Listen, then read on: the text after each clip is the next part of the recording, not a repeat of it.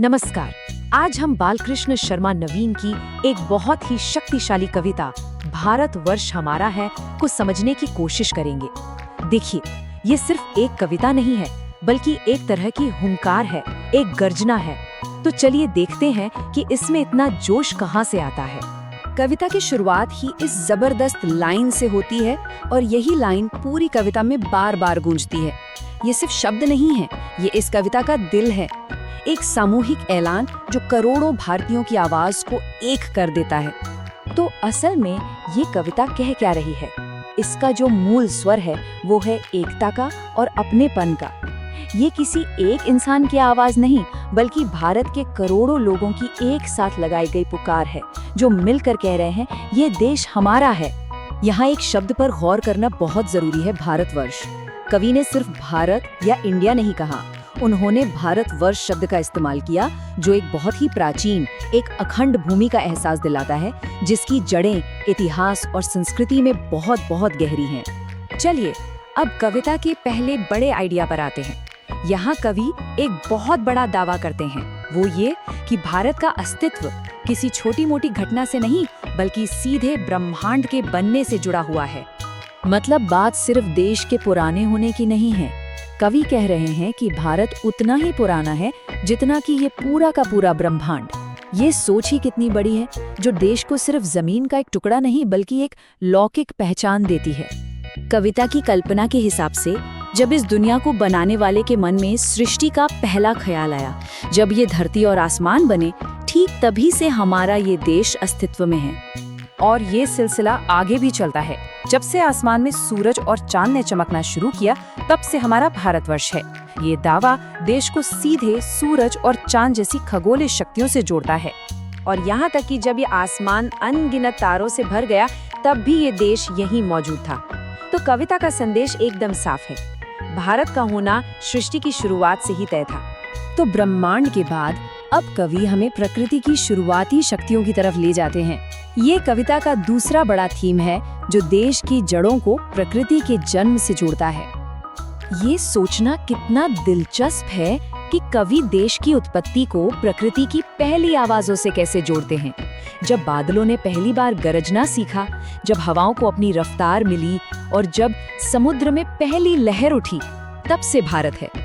और ये पंक्ति इस पूरे विचार को बहुत खूबसूरती से हमारे सामने रखती है, अनादि आदि काल से, यानी एक ऐसे समय से जिसका कोई आरंभ ही नहीं है। तब से ये जमीन हमारा जन्म स्थान रही है। ये लोगों और उनकी धरती के बीच एक कभी ना टूटने वाले रिश्ते को दिखाता है। तो इतने पुराने समय से निकलकर कवि अब हमें सीधे उस दौर के धधकते हुए वर्तमान में ले आते हैं, और यहाँ पूरा फोकस लोगों की एकजुट शक्ति पर है। कविता में एक संख्या का जिक्र आता है, 42 करोड़। ये उस समय भारत की आबादी को बताता है जब ये कविता लिखी गई थी। और ये संख्या इस आवाज को एक ठोस, एक ऐतिहासिक वजन देती है।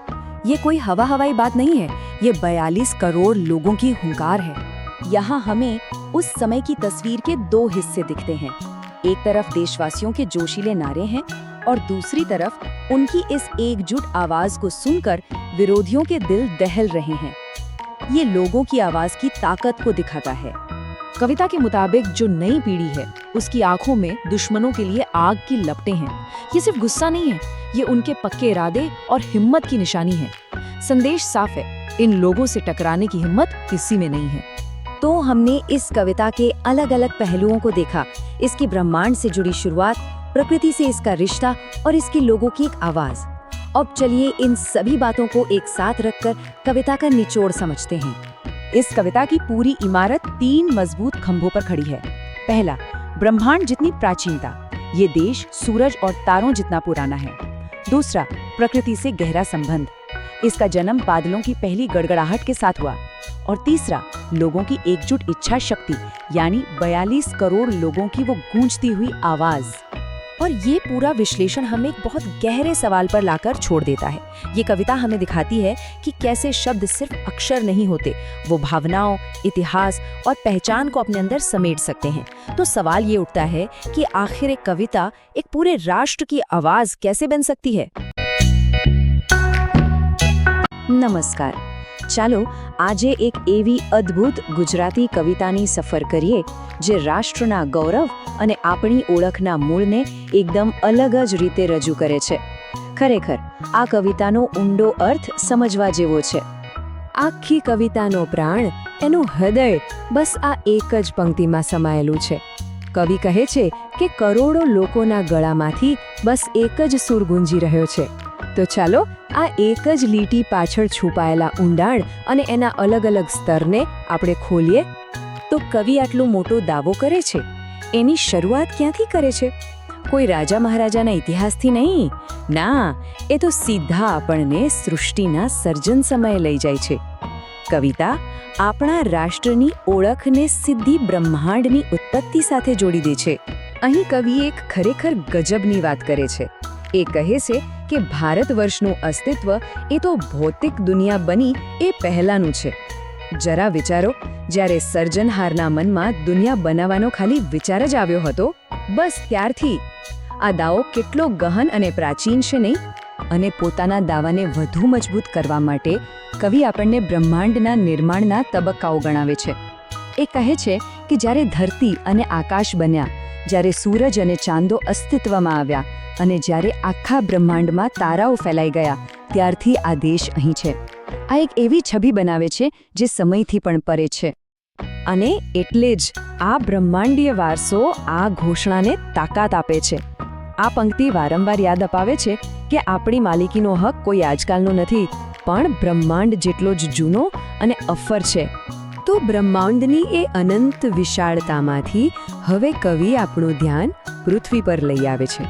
એ આપણને પ્રકૃતિના સૌથી પહેલા ધબકારા સાથે જોડે છે અને કહે છે કે આપણું અસ્તિત્વ ત્યાંથી શરૂ થાય છે. કવિતામાં એક બહુ સુંદર શબ્દ વપરાયો છે, અનાદિકાળથી. આનો અર્થ સમજવો બહુ જરૂરી છે. અનાદિ એટલે જેની કોઈ આદિ નથી, જેની કોઈ શરૂઆત જ નથી. સમયની ગણતરી શરૂ થઈ એ પહેલાનો સમય. કવિ કહે છે કે આપણો દેશ એ અનાદિકાળથી છે. અને જો કવિ આપણી ઓળખને પૃથ્વીની સૌથી પહેલી, સૌથી તાકાતવર શક્તિઓ સાથે કેવી રીતે જોડે છે? જ્યારે વાદળોએ પહેલીવાર ગરજવાનું શીખ્યું, જ્યારે પવને પહેલીવાર સુસવાટા માર્યા અને જ્યારે સમુદ્રમાં પહેલીવાર કોઈ લહેર ઉઠી, બસ ત્યારથી આ ભૂમિ આપણી છે. અને એટલે જ આ પંક્તિ ફરીથી આવે છે. એ બતાવે છે કે આ માત્ર જમીનનો ટુકડો નથી, પણ પ્રકૃતિની શક્તિઓ જેટલો જ જૂનો જીવંત વારસો છે. તો અનાદિકાળના ભૂતકાળમાંથી કવિતા હવે આપણને સીધા વર્તમાનમાં લઈ આવે છે, એક નવયુગમાં. અને અહીં ફોકસ બ્રહ્માંડ કે પ્રકૃતિ પર નહીં, પણ લોકોના એકજૂટ શક્તિશાળી અવાજ પર છે. કવિ અહીં એક ચોક્કસ આંકડો આપે છે, 42 કરોડ. એ સમયની વસ્તીનો આ આંકડો માત્ર એક સંખ્યા નથી, પણ એ એક બની ગયેલી તાકાતનું પ્રતીક છે. કલ્પના તો કરો, 42 કરોડ લોકો, પણ અવાજ માત્ર એક જ કંઠમાંથી નીકળતો હુંકાર. આ કોઈ સામાન્ય બૂમ નથી, આ એક ગર્જના છે જે સંપૂર્ણ એકતા અને અતૂટ સંકલ્પ દર્શાવે છે. અને આ એકતાની અસર શું થાય છે? કવિતા એ પણ સ્પષ્ટ કરે છે. જ્યારે દેશના લોકોનો આ એક સૂર સંભળાય છે, ત્યારે સામે દુશ્મનોના કાળજા કાંપી ઉઠે છે. એમના હૃદય ભયથી ધ્રુજવા લાગે છે. એકદમ સીધો સંબંધ છે, આપણી એકતા, એમનો ડર. અને આ નવા યુગના લોકોમાં ખાલી એકતા જ નથી, એમની આંખોમાં દુશ્મન માટે તિરસ્કારની આંખ છે. એમનામાં એવી હિંમત છે કે જેની સામે કોઈ ટકી ન શકે. આ એક મહાન રાષ્ટ્રની ખુલ્લી ઘોષણા છે. અને એટલે જ આ અંતિમ ઘોષણા આ બધી શક્તિનો સરવાળો છે. આ અવાજ બ્રહ્માંડના સર્જનમાંથી, પ્રકૃતિના પહેલા શ્વાસમાંથી અને કરોડો લોકોની એકજૂથ ગર્જનામાંથી જન્મ્યો છે. તો ચાલો આખી કવિતાના આ શક્તિશાળી તર્કનો સાર જોઈએ. આ કવિતા આપણી રાષ્ટ્રીય ઓળખ વિશે આખરે કહેવા શું માંગે છે એ સમજીએ. આખી વાતને આપણે 3 પગથિયામાં જોઈ શકીએ. પહેલું, બ્રહ્માંડીય ઉત્પત્તિ. એ આપણો મજબૂત પાયો છે. બીજું, પ્રકૃતિ સાથેનું તાત્વિક જોડાણ.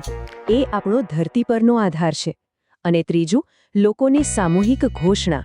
એ જ આપણી અસલી શક્તિ છે. દરેક ભાગ એકબીજા પર રચાઈને આ દાવાને અતૂટ બનાવે છે. આ વિશ્લેષણના અંતે એક સવાલ મનમાં રહી જાય છે.